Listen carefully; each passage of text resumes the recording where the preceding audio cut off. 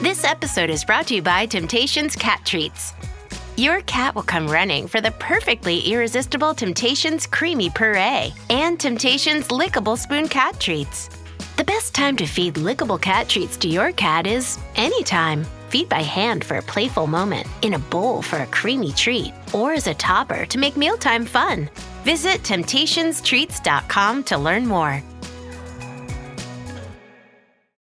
Today on CityCast DC, looking for vintage, eclectic, and well-made clothes or furniture without breaking the bank? Estate sales might just be your new favorite thing. Vic Yepes, aka Baby V with 8 V's on social media, is a vintage collector and reseller who's gone viral for her estate sale shoutouts around the DMV. She's here to share everything you need to know to get in on the estate sale scene.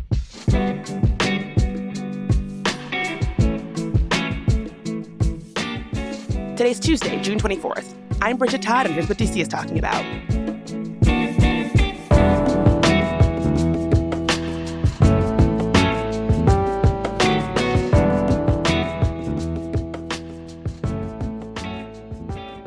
So a little bit ago, we talked to Sydney from Disco Loft about the best thrifting spots in the DMV, but why should we be going to estate sales as well?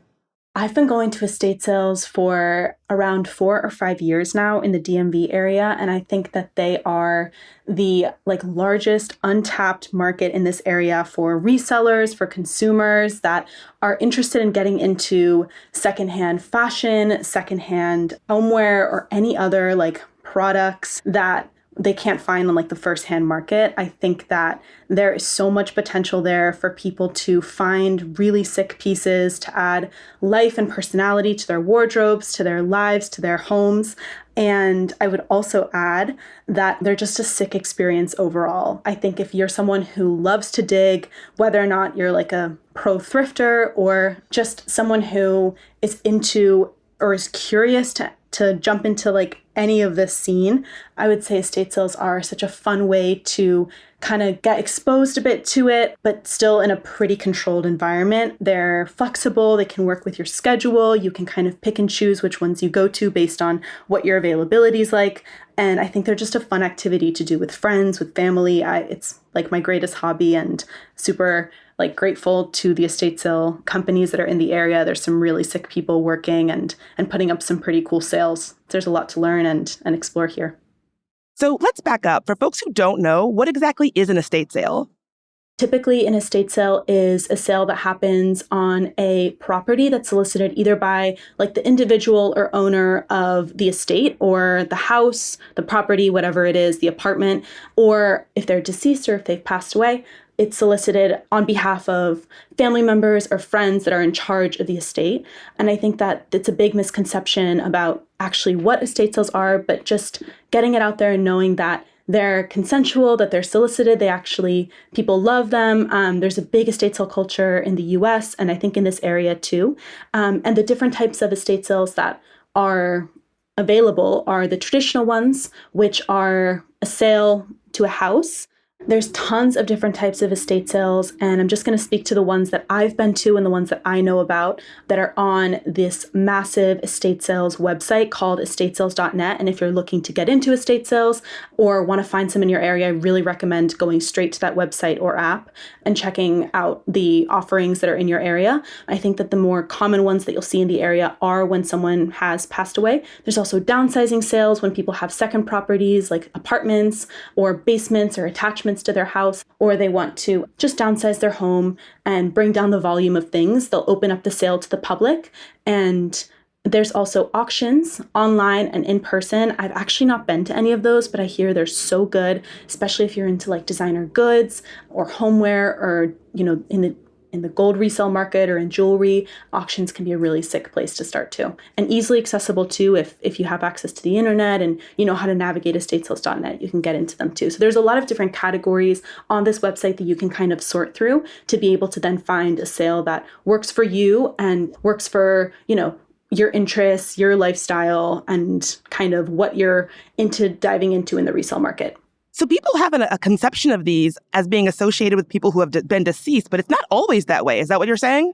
Exactly. It's not always that way. And in this area, you're going to find a lot of downsizing sales. Some of the coolest sales I've been to have been downsizing sales for people, especially in Maryland and Virginia, that have second apartments. I actually went to one of my favorite estate sales I ever went to was this crazy like 80s time capsule apartment in Rockville, Maryland. And it was a couple. They lived in Miami, Florida, but they had this entire apartment filled to the brim with like 80s, and it was like good taste 80s. So really, really sick, like archival Prada pieces. I'm like into fashion and I'm a reseller myself. So it was really amazing to dig through and discover some of like the different colors and textures and designers that they had there.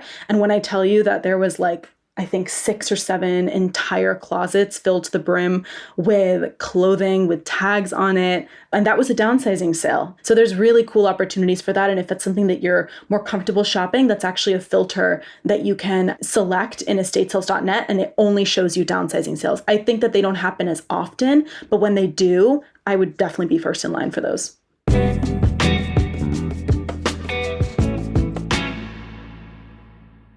The CityCast DC neighborhood is full of sharp, opinionated Washingtonians, and I mean that in the best possible way.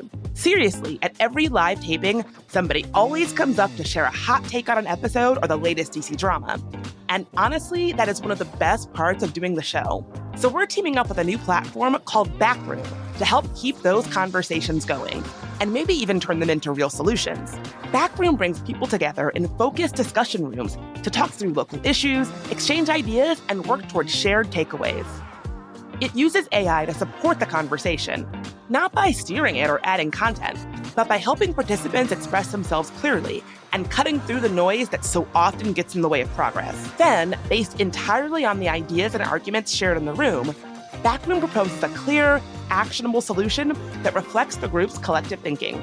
If you've ever wanted to go deeper after a CityCast DC episode, this is the place to do it. Help shape solutions for your block, your neighborhood, your city. Head to the link in the show notes to join the pilot or hop on the waitlist.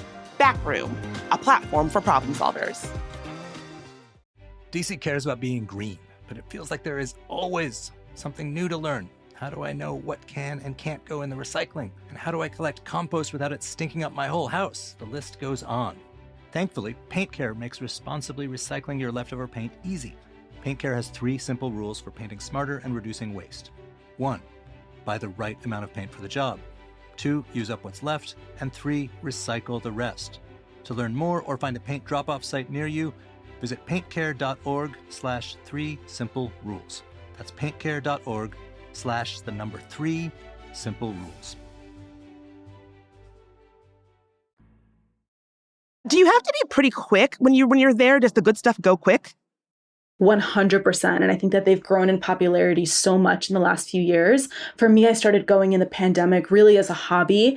And that hobby kind of was a catalyst into me getting into reselling and fashion and secondhand everything. I went on like this crazy purge for a year where I didn't buy anything like traditionally new, and I think it really helped me develop my own style. But now that they've gotten really, really popular in the last few years, I've noticed especially the sales in this area. If you're not there on the first day, I think it really depends. So I think if you know that there's things in the house that you really, really want, and you'll be able to know what's in the house based on the pictures from this website, estatesales.net, and the estate sales listing wherever you're looking at it.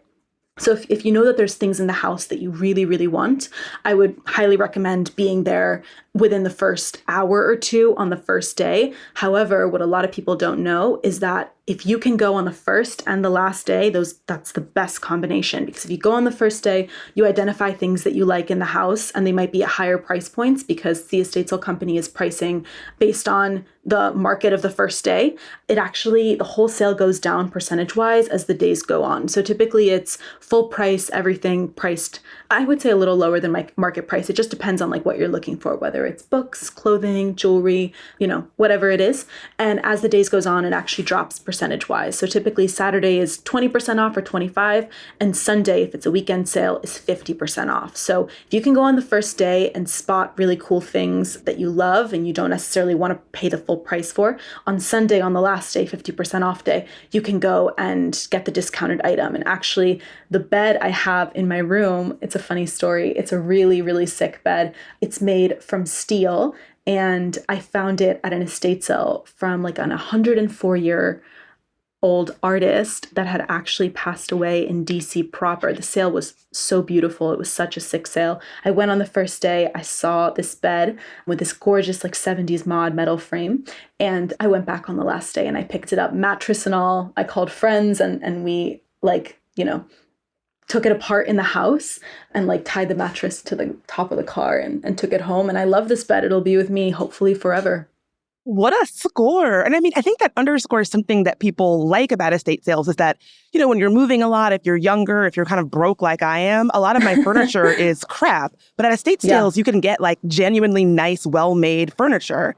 And so just out of curiosity, is it kind of like thrift shops where thrift stores in different neighborhoods might be better than others? Like, where are these happening generally in the area? I think it really, really depends what you're looking for. And each sale can vary so much. Sometimes there's a very clear theme to the sale, and other times there's not. But what I would recommend best is to really go into the estate sale posting on the website and look through every single picture. And there's a feature where you can actually favorite the pictures that you like and then go back into your favorites and try to find those items at the estate sale. There's some sales that, for example, I'm going to give clothing because that's the one I'm most familiar with, will show that they have a few closets. These pictures aren't going to be amazing either. They're going to be like pretty dimly lit. It just depends on the quality of the phone of the person who's taking it. So being able to go back and favorite the items that you like can help you find the estate sales that you're interested in and then be able to look for the items once you're there.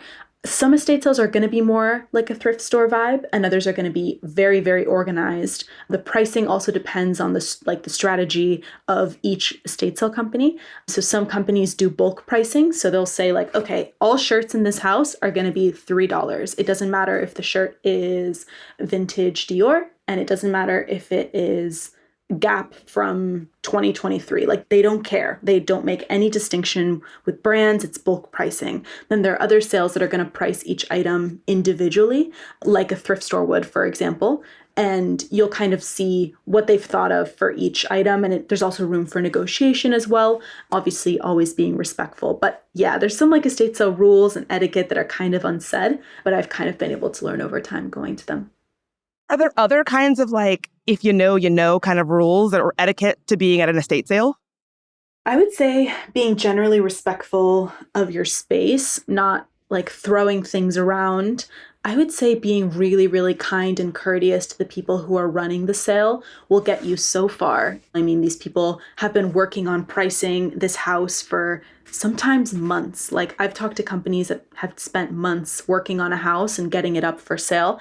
They're tired. They've been up since very early. They're dealing with a lot of different people. A lot of people that walk through estate sales really just want to be in and out. I also want to be in and out. I don't want to spend hours there and in line. But I think that being really gracious to them, and I've often found that if I'm gracious to someone and kind and and polite, they'll kind of give me a discount later, or they'll kind of help me out price-wise. If I'm buying a lot, they'll help me bulk, they'll help me carry something to my car. So I think that that's like a pretty important unsaid etiquette in estate sales. I would also say not super glamorous, but not all estate sales have access to like a restroom or water or anything. So make sure you come hydrated and have options for restrooms in the surrounding neighborhoods or city that you're going to be estate sale shopping in. And some companies get a little irritated when you do ask for a bathroom.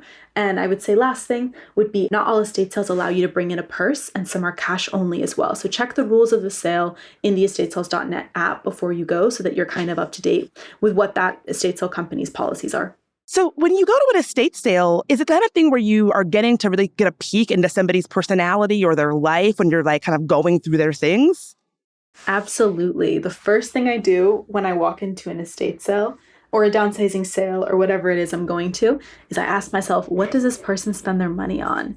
I found that by going to a lot of estate sales, everyone, or the majority of people, spend their money on one specific thing. So I've seen really, really crazy like doll collections or clown collections, or really crazy furniture pieces that they've invested in, but an entire closet of clothes that, maybe aren't super fashionable or aren't high quality material. So it's just very clear to me where people spend their money.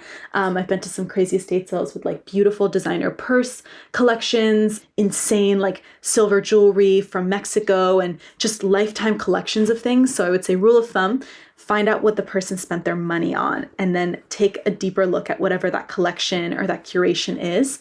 I wouldn't say that it's applicable for every single sale, but in general, I sort of try to find that. Like some people are obsessed with cashmere and they have 70 cashmere sweaters that they've collected over their entire life, or they're obsessed with porcelain and they have these gorgeous collections of porcelain or dishware, or a funky collection of martini glasses. There's just so many niche things that people spend their money on, whether it's a little or a lot, but it definitely lets you peek into the person's lifestyle, what their tastes were, what they were like, if it's a sale with someone who's passed away, of course. But I think in general, even with downsizing sales, you'll be able to find someone's taste pretty quickly. Have you picked up on any wider themes about people in DC through estate sales? I would say that I've actually not been to a lot of estate sales in DC proper, beyond the one about the artist that I was mentioning earlier. It's actually a little bit rare to find estate sales in DC just because of the housing offerings. And I would say that the ones I have been into in DC are super, super popular. You'll find some in Foxhall area, maybe Tenleytown. I've been to one or two in Georgetown and DuPont, and those lines have been crazy. I've waited for hours for those. Typically, the sales that I go to are in Maryland and Virginia. And if you have access to a car, or if they're close to a metro or any type of public transportation, I would highly, highly recommend going a little bit further. They're less pick through, and you just have higher chances of scoring good stuff. So I haven't necessarily learned anything specific about DC. It's more just been a instruction into learning about people, what people like, what people invest in, how people react to lines and customer service. It's a lot of waiting, but I can outwait anyone. I like that. And I think if you're a patient person and you're down for an adventure, starting to estate sale shop is a great exercise.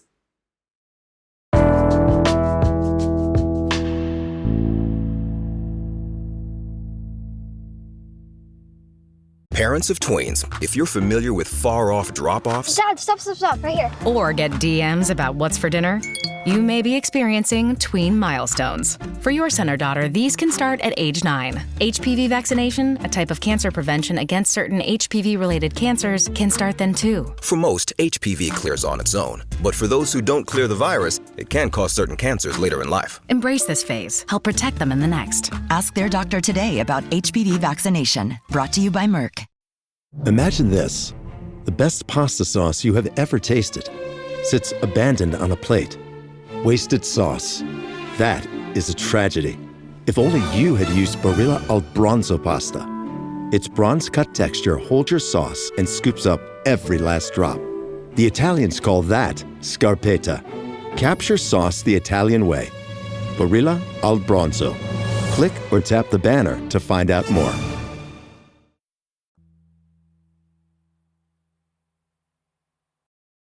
So I have to tell you, I lost my mom, and my mom was a big collector of purses and shoes and fashion. She was a very fashionable woman.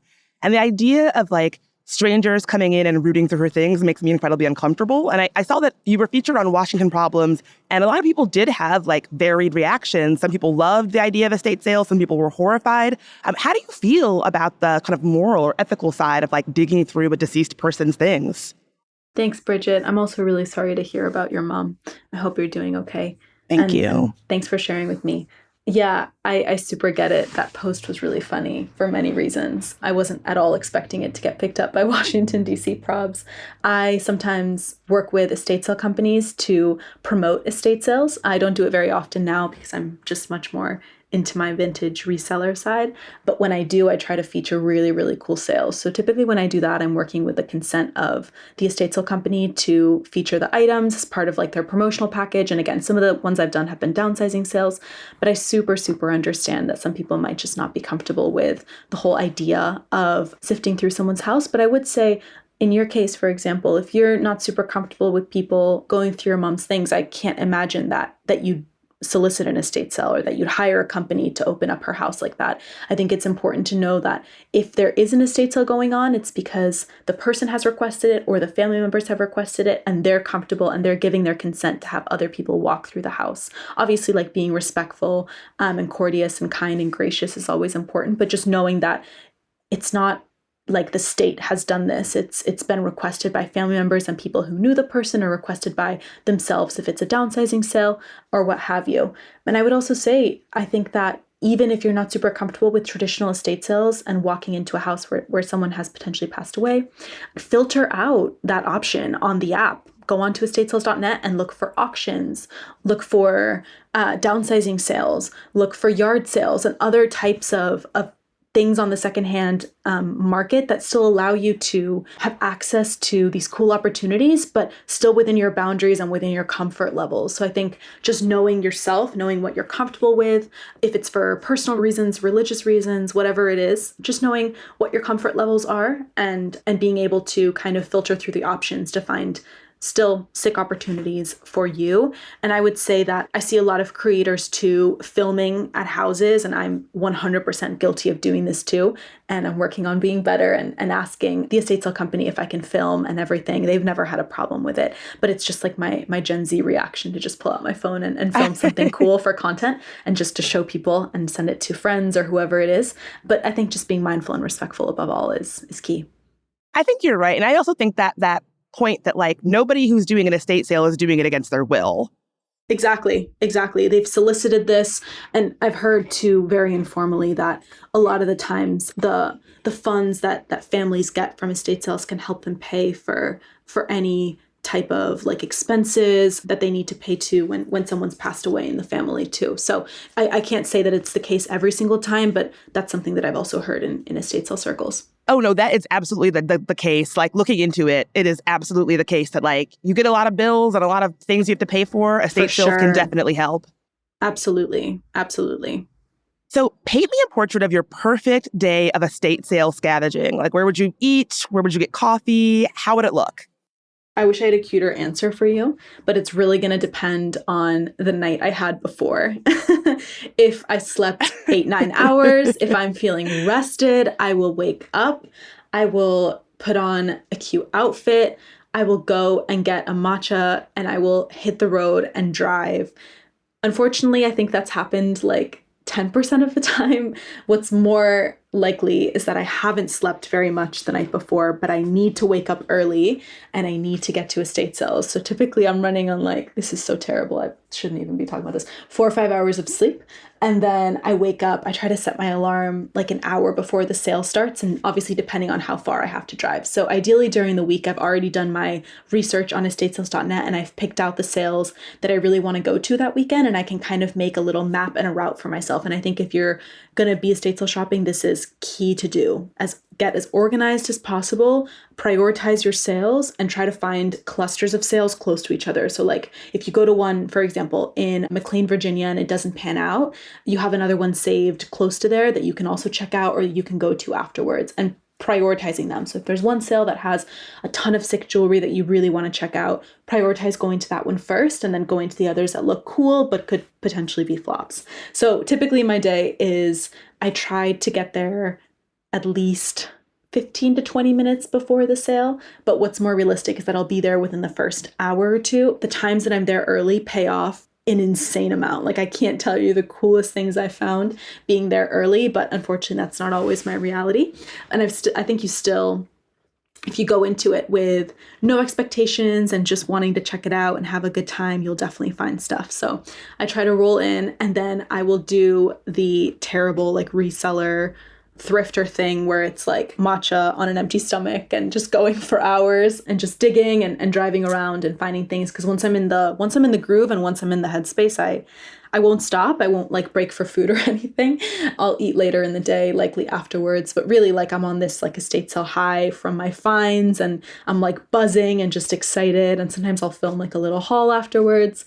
I'm sorry I don't have a more cute routine for you, but really it's just about like squeezing in as many as you can, making that that map for yourself to be able to easily get to the sales you want, and then just getting in the zone and seeing how much you have to dig. At some houses, I'm like on my hands and knees going through drawers and entire closets, and at other ones I'm browsing and I'm looking at cases of jewelry and I'm sort of picking them out and trying them on. So it really just depends on the vibe of each sale. Wow, I would love to see Vic fueled up on matcha in her element at an estate sale. Yeah, it's a special thing for sure. Reserved for few. I have a lot of people who are super well-meaning and just excited about getting into estate sales that want to go to estate sales with me, and I love that. But I rarely go with other people, mainly because it's time for me to kind of like lock in and do some sourcing. I would say it's not like a super glamorous experience to the majority of sales that I've been to, but I like that. I like the dig. I don't think it's for everyone, but I think that if you are someone who wants a little bit more of like a browse and a walk through a higher price point house, there's a lot of really cool sales too. Live for the dig. Vic, thank you so much for being here. Maybe I'll see you at an estate sale. I'd love to, Bridget. Thanks so much for having me. It's been so nice to chat.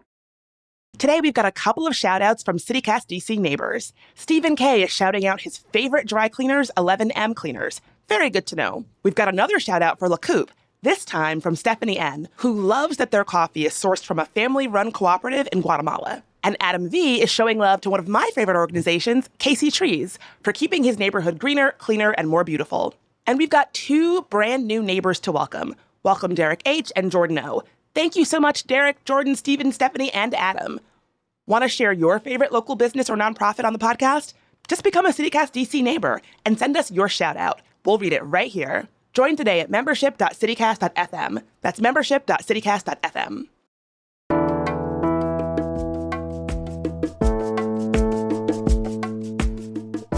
That's all for today here on CityCast DC. If you enjoyed the show, share it with your shopping buddy. We'll be back tomorrow morning with even more news from around the city. Talk to you then.